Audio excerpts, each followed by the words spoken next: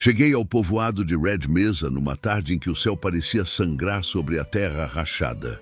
O vento carregava poeira e o cheiro azedo de cerveja derramada. Eu vinha do norte, fugindo de nada e de tudo, com apenas um cavalo cansado e o peso de uma vida que não sabia mais carregar.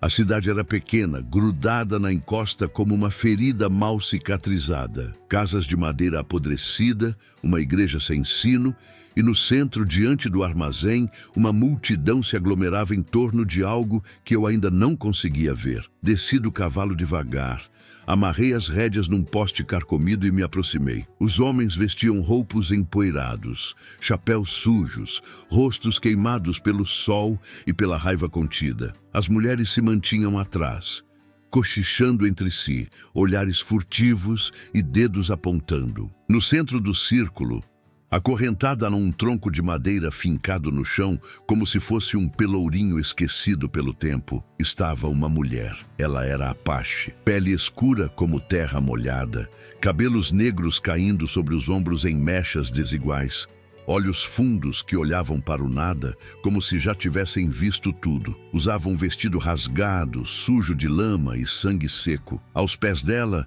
um homem gordo de colete de couro gritava preços como se estivesse vendendo gado. $30 por ela! Boa para cozinhar, boa para limpar.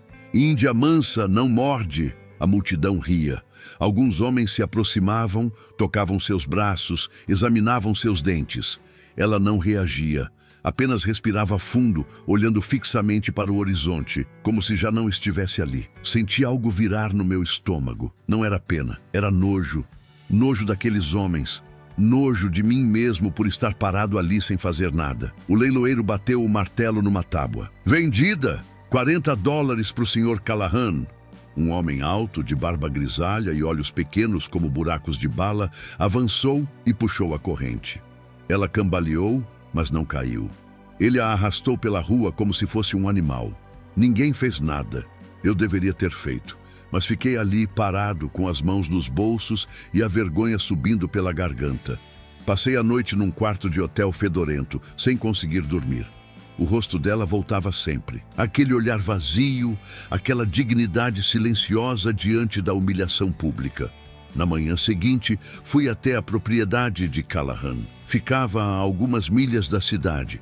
Uma casa de madeira grande cercada por currais vazios e terra árida. Encontrei ela agachada perto de um poço, lavando roupas com as mãos ainda marcadas pelas correntes. Quando me viu, não demonstrou medo nem surpresa. Apenas continuou esfregando o tecido contra a pedra. Vim falar com Callahan, eu disse. Ela não respondeu. Quero comprá-la. Dessa vez ela parou.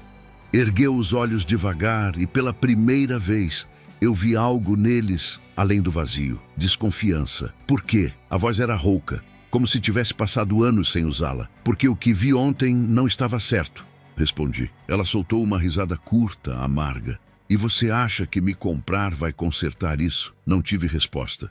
Callahan aceitou $100 sem fazer perguntas. Dinheiro que eu não tinha, mas consegui emprestado com um comerciante que devia favores ao meu pai. Assinei papéis que não li, peguei a mulher pela mão e a tirei dali. Ela não agradeceu.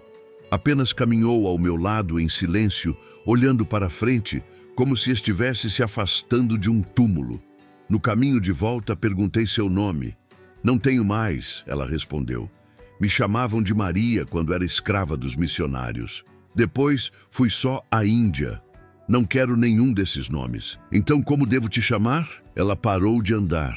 Olhou para o céu, para as montanhas ao longe, para as próprias mãos. Me chame de nada, até eu descobrir quem sou. Levei ela para a pequena propriedade que eu havia herdado de um tio morto.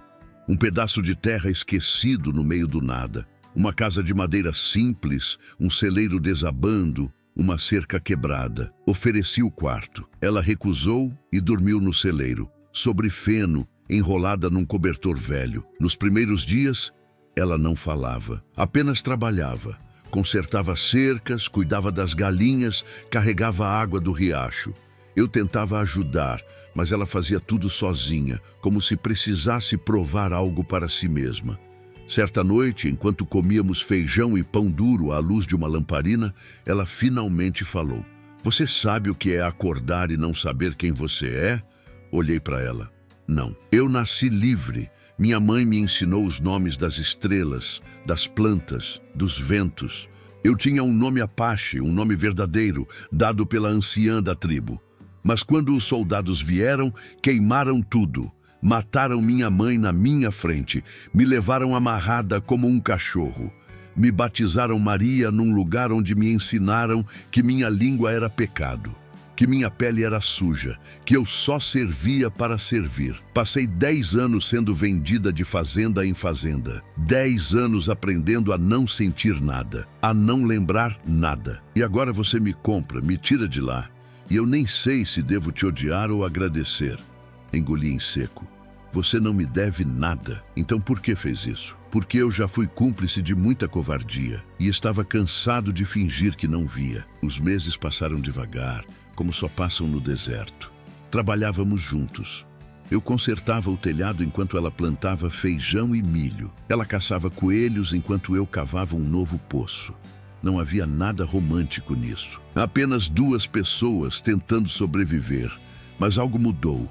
Ela começou a rir. Pequenas risadas no começo, quando uma galinha fugia ou quando eu derrubava um balde de água. Depois, risadas maiores que enchiam a casa como música esquecida. Uma tarde, enquanto descansávamos à sombra da casa, ela me perguntou: "Você tem medo de mim?" "Medo? De quem eu sou? Do que eu sou?" "Não." Respondi. "Eu tenho medo de mim mesmo, de voltar a ser o homem que ficou parado vendo você ser vendida." Ela ficou em silêncio por um longo tempo.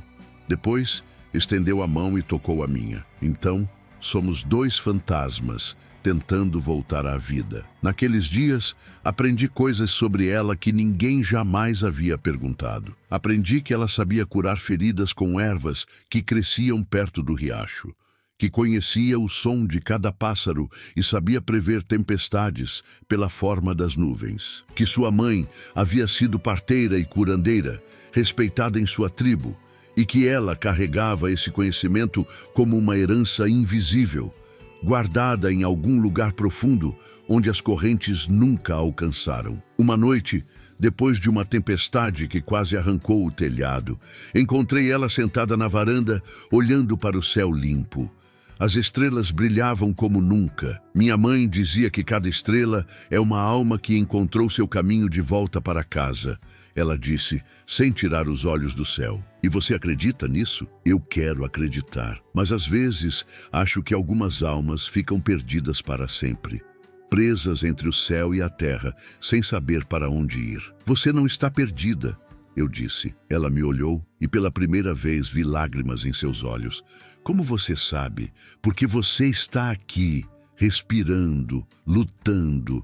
Isso já é um caminho." Foi num inverno rigoroso que a primeira mulher chegou. Ela apareceu na nossa porta numa madrugada gelada, com um olho roxo e um bebê nos braços. Estava descalça, tremendo, com marcas de dedos no pescoço.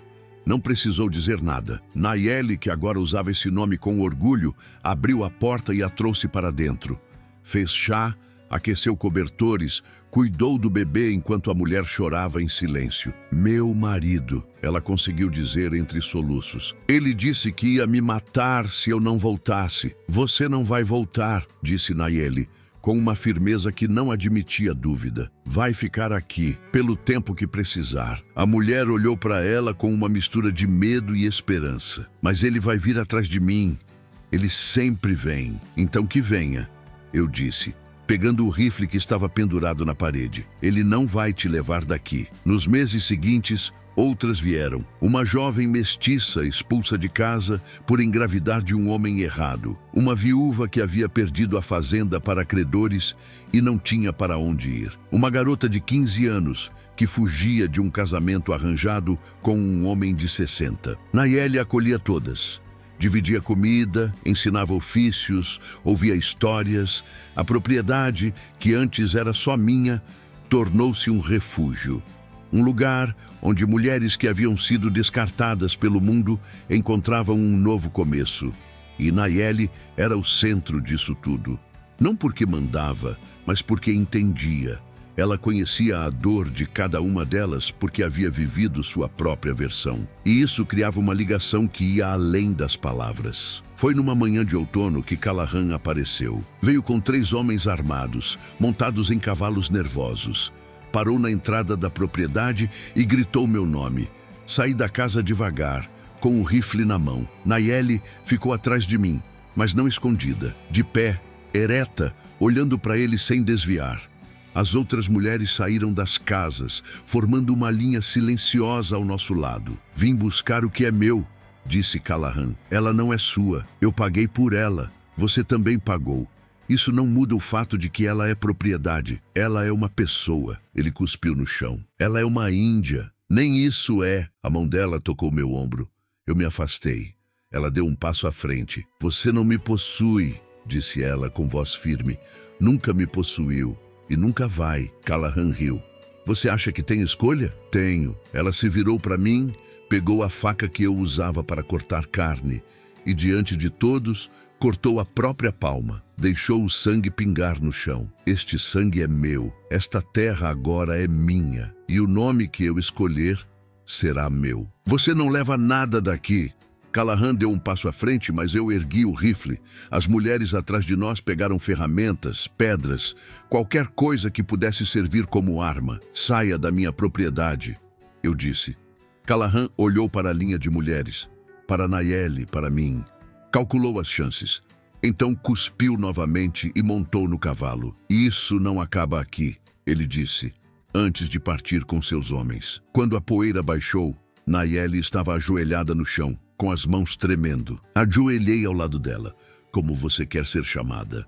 Ela olhou para o céu, para as montanhas, para a terra manchada de sangue. Nayeli significa eu te amo na língua da minha mãe, mas para mim significa eu escolho viver. Callahan não voltou naquele ano, mas mandou o xerife. O homem apareceu numa tarde quente, suando sob o chapéu, com um papel na mão e 2 deputados ao lado. Preciso falar com a mulher Apache, ele disse. Nayeli saiu da casa, limpando as mãos no avental. Sou eu. Tenho uma acusação contra você. Roubo de propriedade e incitação à desordem. O Sr. Callahan alega que você fugiu sem pagar uma dívida e está abrigando outras fugitivas. Não sou fugitiva. Fui comprada e libertada. E essas mulheres não são propriedade de ninguém. O xerife suspirou. Não sou eu quem decide isso, senhora. Vou ter que levá-la para a cidade. Vai haver um julgamento. Então me leve, ela disse, estendendo os pulsos. Mas saiba que não vou me calar. No julgamento foi marcado para a semana seguinte. A cidade inteira compareceu. Não por justiça, mas por curiosidade. Queriam ver a Índia que ousava desafiar um homem branco. Queriam vê-la ser humilhada de novo. Mas Nayeli entrou naquele tribunal de cabeça erguida. Usava um vestido simples, mas limpo. Os cabelos presos num coque. Os olhos firmes. Callahan sentou-se na primeira fila, sorrindo. O juiz era velho, cansado, com olhos que já haviam visto demais. Bateu o martelo e pediu silêncio. Senhorita, ele começou. O senhor Callahan alega que a senhora lhe deve $100, valor pago por sua compra, e que fugiu sem quitar essa dívida. Como se defende? Nayeli ficou em pé. Não devo nada a esse homem. Fui comprada, sim, mas não por ele. Por aquele homem ali, ela apontou para mim. E ele me libertou. Não fugi. Fui libertada. E desde então, construí minha própria vida. Callahan não tem direito sobre mim porque nunca teve. Eu não sou objeto, sou pessoa. E pessoas não têm dono. A sala ficou em silêncio. O juiz olhou para Callahan. É verdade que ela foi vendida a outro homem? Callahan hesitou. Sim, mas então não é sua propriedade. Ela continua sendo índia. Não tem direitos. O juiz bateu o martelo. Neste tribunal, todos têm direitos. Caso encerrado. A acusação é improcedente. Callahan se levantou, vermelho de raiva. Isso é uma farsa. Ela é. Chega, o juiz interrompeu. Saia do meu tribunal antes que eu o acuse de desacato. Nayeli saiu daquela sala como uma mulher livre pela segunda vez. E dessa vez Foi ela quem escolheu. Os anos passaram como água entre os dedos. A propriedade cresceu. Construímos mais casas, plantamos mais árvores. O que começou como refúgio para algumas mulheres tornou-se uma comunidade. Homens que haviam perdido tudo na guerra vieram trabalhar. Crianças órfãs encontraram lares. Velhos sem família encontraram abrigo. Nayeli era o coração disso tudo. Ela curava os doentes, aconselhava os perdidos, ensinava as crianças a ler e escrever. Ela nunca se casou comigo. Dizia que não precisava de papel para provar o que sentíamos. E eu concordava. O que tínhamos era mais profundo que qualquer contrato. Era respeito, era parceria, era reconhecimento mútuo de duas almas que haviam se encontrado no fundo do poço e decidiram subir juntas. Certa tarde, 15 anos depois daquela manhã em Red Mesa, eu estava consertando o telhado do celeiro quando vi uma carruagem se aproximando. Era luxuosa, puxada por 4 cavalos. Desci da escada, curioso. A carruagem parou e dela desceu uma mulher jovem, bem vestida com um bebê nos braços. Ela olhou ao redor, os olhos marejados. "É aqui?" ela perguntou, a voz trêmula. "É aqui o quê?" eu respondi. "O lugar onde mulheres perdidas encontram um caminho." Sorri. "É aqui." Ela começou a chorar. Eu ouvi falar sobre esse lugar, sobre a mulher Apache que acolhe os rejeitados. Eu não tenho para onde ir. Meu marido morreu. A família dele me expulsou. Disseram que eu não presto porque sou mestiça. Por favor, posso ficar? Nayeli apareceu na porta da casa. Olhou para a mulher, para o bebê, para as lágrimas. Então, abriu os braços. "Pode. Aqui você tem um lar." E foi assim, repetidamente, ao longo dos anos. Pessoas chegavam quebradas e saíam inteiras. Não porque nós fazíamos milagres, mas porque oferecíamos algo simples e poderoso. Reconhecimento. Reconhecimento de que elas eram humanas, de que mereciam dignidade, de que seus erros não definiam seu valor. Nayeli envelheceu com graça. Os cabelos ficaram grisalhos, o rosto marcado pelas rugas do tempo e do sol.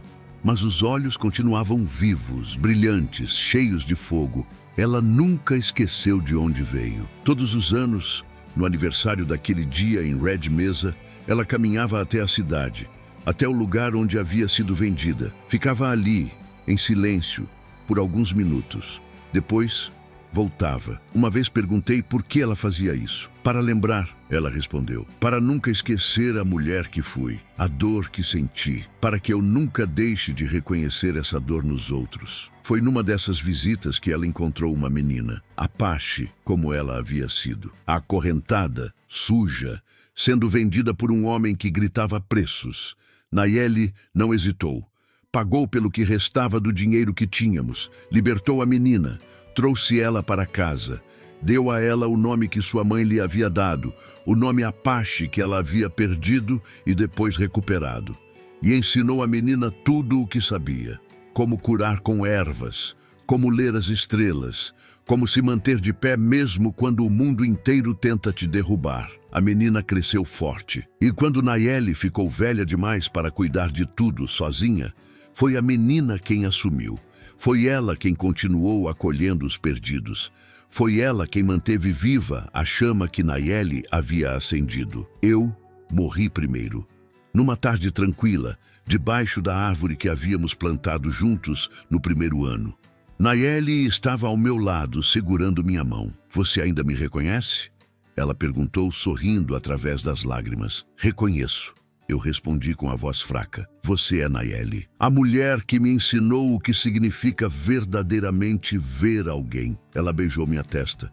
"E você é o homem que me viu quando eu era invisível." Fechei os olhos pela última vez, ouvindo o vento nas folhas daquela árvore. Um vento que cantava em Apache, uma canção de liberdade e pertencimento.